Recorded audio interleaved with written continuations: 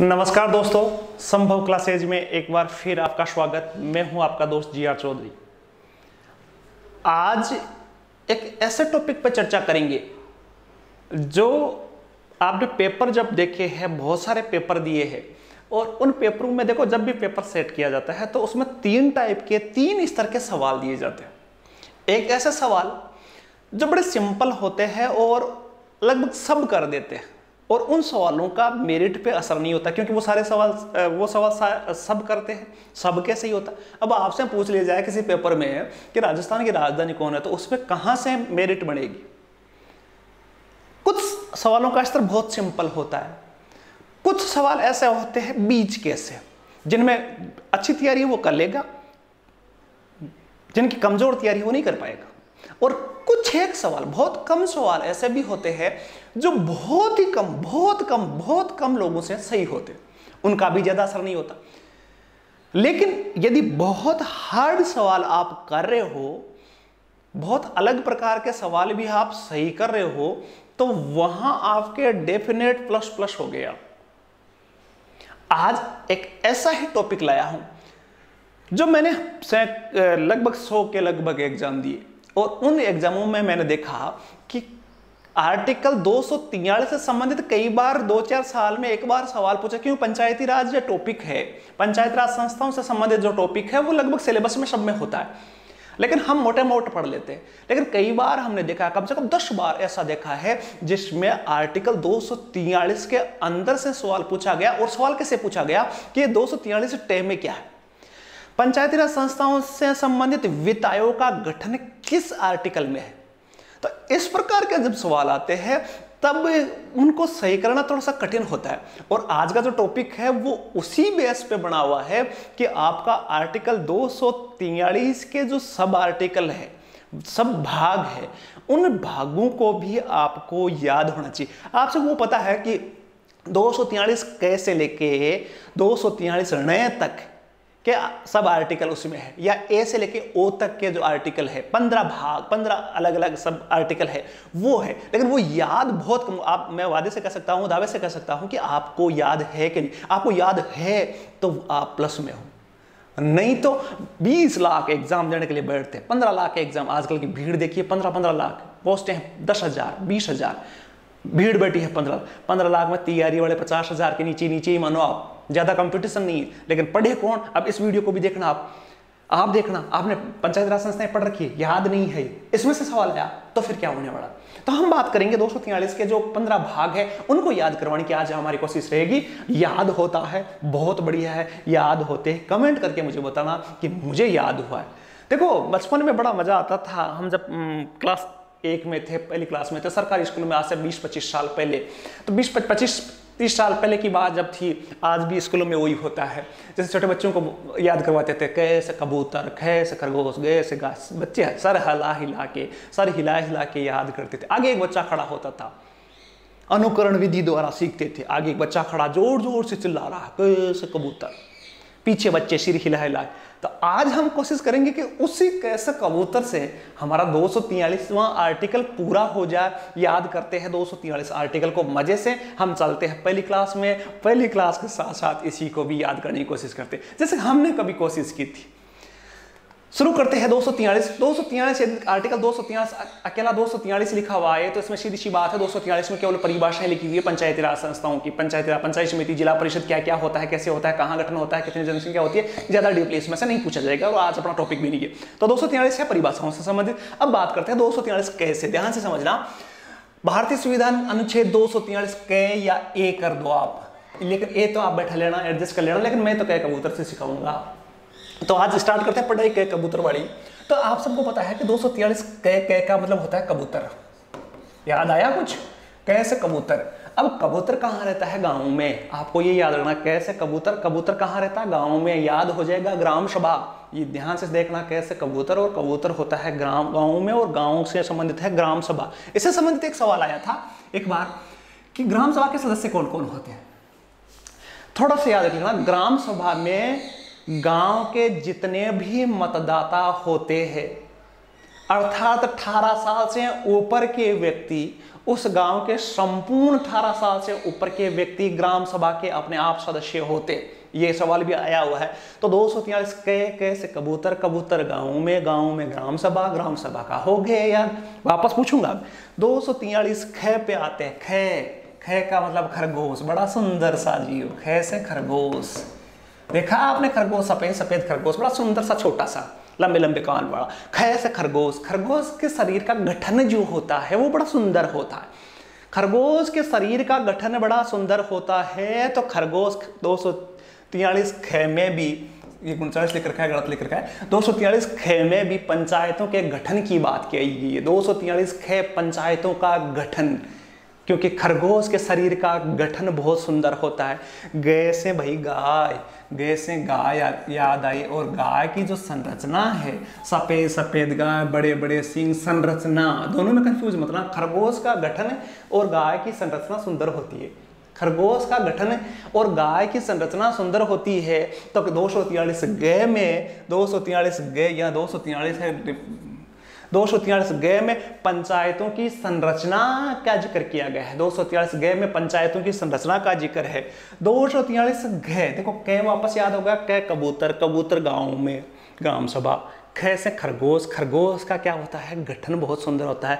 गै से गाय, गाय की संरचना बहुत सुंदर होती है। और घे से घड़ी, घे से क्या होती है, घड़ी। वो घड़ी कब आई थी, जब आरक्षण लागू हुआ था देश में। घड़ी, वो घड़ी कौन सी थी जब आरक्षण लागू हुआ। अब वो सही थी गलत थी उस पर चर्चा नहीं करेंगे, लेकिन घड़ी, कई इसका विरोध करते, कई पक्ष में है, लेकिन घड़ी, वो घड़ी आरक्षण की कब थी, कब आई। तो घड़ी की बात हुई आरक्षण से संबंधित। और घ के बाद में आपको पता है कि गड़ याद तो है। अड़े का मतलब कुछ नहीं, पांचवा अक्षर आ रहा है अड़े, पांचवा अक्षर अड़े आ रहा है। अड़े 5वें नंबर पे आता है। और इसमें पंचायतों की अवधि भी कितने साल की होती है, 5 साल की। तो अड़े में पंचायतों की अवधि आदि के बारे में जिक्र किया गया है। अड़े याद रखिएगा, अड़े 5 नंबर पे। और 5 साल का कार्यकाल याद, वापस याद दिला दूं। कै कबूतर, गांव ग्राम सभा। ख खरगोश, खरगोश का गठन सुंदर। गै गाय, गाय की संरचना सुंदर। घ से घड़ी, घड़ी के मतलब कौन सी घड़ी थी जिस पे आरक्षण लागू हुआ। अड़े 5 नंबर पे, 5 नंबर मतलब 5 कार्यकाल से संबंधित है, पंचायतों की अवधि से संबंधित है। पता है आपको 6 महीने के अंदर चुनाव होने चाहिए वगैरह वगैरह, ज्यादा डीपली नहीं पहुंचना पड़ेगा। अब आते हैं च। च से आपने देखा होगा चम्मच। च से चम्मच होती है।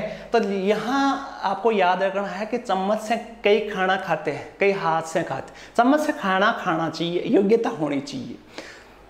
तो जब भी पंचायतों के सदस्य जीतते हैं तो वो चम्मच से खाने की योग्यता प्राप्त कर लेते हैं। थोड़ा हाई सोसाइटी में देखते हैं कि चम्मच से खाना खाते हैं। तो सदस्यों की योग्यताओं के लिए, निर्भरताओं के लिए, योग्यता अयोग्यताओं से संबंधित जो प्रश्न है वो चम्मच वाले में आएगा, च में। तो सदस्यों की निर्योग्यताएं किस आधार पर निर्योग्य घोषित किया जा सकता है, योग्यताएं घोषित की जा सकती है, वो सारा का सारा इसमें है। कौन सी योग्यता होनी चाहिए, कौन सी निर्योग्यता। निर्योग्यता मतलब जिसके आधार पर रोका जा सके। तो ये निर्योग्यताओं के आधार पर च से चम्मच। और चम्मच में तो भाई जो चम्मच से नहीं खाएगा उसको सदस्य नहीं रखेंगे। और जो चम्मच से खाना आना चाहिए। च सदस्यों की योग्यता, निर्योग्यता की बात। छ से छतरी। छतरी का क्या रोकती है, छतरी किसको रोकती है, बारिश को रोकती है। उसमें शक्ति होती है बारिश को रोकने की। तो छ से छतरी। देखो आज हम कई गड़े पढ़ेंगे, आर्टिकल पूरा हो जाएगा। छतरी, और छतरी में क्या होती है, शक्ति होती है। कौन सी शक्ति होती है, बारिश को रोकने की शक्ति होती है। तो च में चम्मच, चम्मच सदस्यों की निर्योग्यता, योग्यता। छ से छतरी, छतरी में शक्ति होती है। तो पंचायती राज, पंचायतों की जो शक्तियां है, अधिकार है, उत्तरदायित्व है, वो छतरी में है। देखते हैं जैसे जलेबी। हमने पढ़ा है जैसे जलेबी, जलेबी ऐसी घुमावदार मीठी मीठी, लेकिन मीठी तो है लेकिन पैसे लगे। तो आपको देखो पंचायतों को पैसे चाहिए जलेबी खाने के लिए। अब पंचायतों को जलेबी खाने के लिए पैसे चाहिए, तो पैसे कहाँ से आएंगे, जब पंचायतें टैक्स लगाएगी। तो जय में है पंचायतों द्वारा करारोपण की शक्ति, कर लगाने की, विभिन्न प्रकार के कर लगा सकती।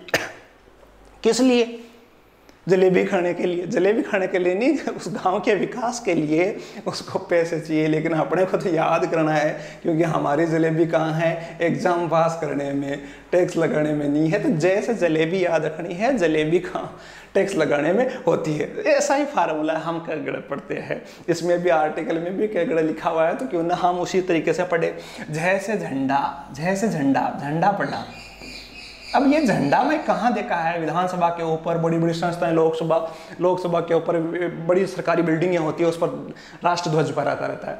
तो इसी से संबंधित एक सवाल है कि प्रत्येक 5 साल के बाद में वहाँ एक वित्त आयोगों पे भी झंडा लहराता रहता है। लोक सेवा आयोग, राज्य लोक सेवा आयोग, संघ लोक सेवा आयोग, सब आयोगों पर भी झंडा होता है। तो झंडा कहाँ लहराता है, आयोग पर 5 साल में वित्त आयोग का गठन किया जाएगा। उनकी स्थिति, वित्तीय स्थिति के आकलन के लिए राज्य सरकार उनको बहुत कितने पैसे देगी, उसको निर्णय करने के लिए वित्त आयोग का गठन किया गया है। 243 सवाल आया हुआ है 3 बार। देखते हैं ईएमआई, भाई ईएमआई कुछ नहीं, ये मैंने कुछ नहीं होता है, ये मैंने कुछ नहीं होता है। तो इसमें ये मैंने कुछ नहीं मैं बढ़ा दूं, ये मैंने कुछ नहीं। अब पंचायतों ने खर्चा किया, खर्चाओं का सरकार विधानसभा के कानून द्वारा उनका लेखाओं का परीक्षण करवाती है समय समय पर। भाई खर्चा किया वो सही ढंग से किया करें, उनका लेखाओं का परीक्षण करवाती है, लेखाओं की जांच करती है, और उसमें गोठाड़ा कुछ मिलता नहीं है, कुछ नहीं मिलता, गोठाड़ा कुछ नहीं मिलता। तो लेखाओं का परीक्षण जो होगा उसमें कुछ नहीं मिलेगा। लेखाओं का परीक्षण मतलब जितना खर्चा ऑडिट होती जो है, उस ऑडिट में कुछ नहीं मिलता। तो ये में भी कुछ नहीं है, तो ये मैंने कुछ नहीं, तो लेखाओं में भी कुछ नहीं। अब देखते टे से आपको याद हो गया टन की आवाज। यहाँ टन की आवाज याद रखनी है, टनकार। टे से टनकार, घंटी की आवाज होती है टन टन टन, तो टे से टनकार। तो यहाँ जब घंटी की आवाज किसकी बजती है, पंचायतों के चुनावों को करवाने के लिए घंटी की आवाज बजती है। तो निर्वाचन, पंचायती राज संस्थाओं के निर्वाचन से संबंधित सवाल जो है वो टे में है। देखते हैं ठे से हमने पढ़ा है ठठेरा। ये ठठेरा भाई साहब उस समय तो अपने को पता नहीं था कि ये ठठेरा होता क्या है, लेकिन फिर भी सिर हिला के हमने ठठेरा याद कर लिया। लेकिन यहाँ ठठेरा का मतलब आप यूं याद करना कि ठठेरा भारत के कहीं संघ राज्य क्षेत्र, संघ हो चाहे राज्य क्षेत्र हो, वहाँ घूम सकता है ठठेरा। आज यहाँ, वहाँ कल, वहाँ कुछ कल उस राज्य में, परसों उस संघ केंद्र शासित प्रदेश में, सब जगह ठठेरा घूमता है।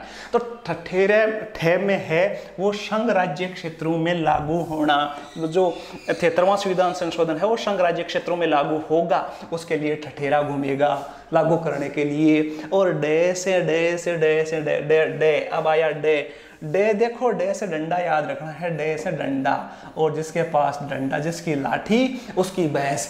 पंचायती राज संस्थाओं से संबंधित जो अनुच्छेद है वो कुछ क्षेत्रों में लागू नहीं होता। कहाँ लागू नहीं होता, जिनके पास डंडा है। डंडा में कुछ आदिवासी क्षेत्र ऐसे हैं वहाँ इसके प्रावधान लागू नहीं होता। याद रखना है डे से डंडा, और डंडा जिसके पास, वहाँ कानून कुछ नहीं चालू होता, कुछ नहीं लगता। तो ये हो गया डे से। जल्दी से देख लेते हैं डे से ढक्कन।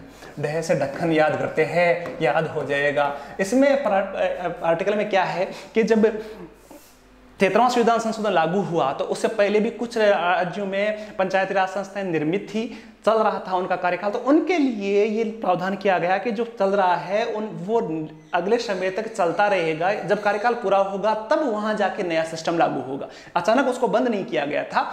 तो यहाँ ढक्कन वहां बंद नहीं किया कि आज से ही जहाँ चल रही थी वहां पहले उनको कार्यकाल पूरा करने का अवसर दिया, तो वो था ढक्कन। ढक्कन बंद नहीं किया, खुला रहने दिया। और लास्ट में अड़े मैंने कुछ नहीं होता यहाँ आया। तो यहाँ ये कहा गया कि पंचायती राज संस्थाओं से संबंधित जितने भी प्रावधान है उसको कोर्ट में चैलेंज नहीं किया जा सकता, कोर्ट इसकी सुनवाई नहीं कर सकता। लेकिन इसमें एक शर्त रखी गई कि भाई विधानसभा द्वारा कहाँ चैलेंज नहीं किया जा सकता? जैसे एग्जांपल दो, परिसीमन किया तो परिसीमन को चैलेंज नहीं किया जा सकता किसी भी कोर्ट में, कोर्ट एक्सेप्ट नहीं करेगा।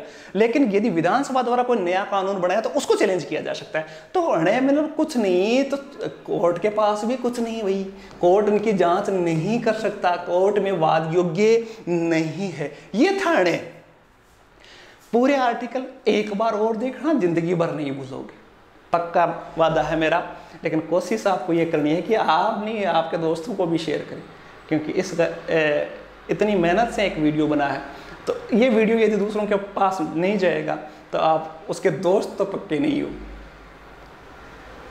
मुझे बताना आपको वीडियो और ये ट्रिक कैसी लगी। साथ ही लाइक शेयर सब्सक्राइब की जिम्मेदारी आपकी है, बनती है, करना चाहिए। उसमें कोई पैसे लगने वाले नहीं है। साथियों को शेयर भी करना चाहिए और कमेंट करके मुझे बताना किस प्रकार आपको इसमें आनंद आया और क्या सुधार किया जा सकता है, और आपके लिए ये वीडियो कितना हेल्पफुल रहा। परीक्षा के बाद में कोई भी परीक्षा होगी तो पेपर में मैं आपको बताऊंगा कि इन टॉपिकों में से इतने इतने सवाल आए, तो 15 मिनट आपको वीडियो आराम से देखना है। आशा है आपको 243वां अनुच्छेद पूरा कंप्लीट याद हुआ होगा, कोई समस्या नहीं रही होगी। एक ऐसे ही एक ज़बरदस्त और एक मजबूत, महत्वपूर्ण, इम्पोर्टेंट और हार्ड टॉपिक को लेकर मैं जल्दी हाजिर होऊंगा। तब तक के लिए मुझे आज्ञा दो। एक नए वीडियो के साथ फिर मिलते हैं। धन्यवाद। जय हिंद।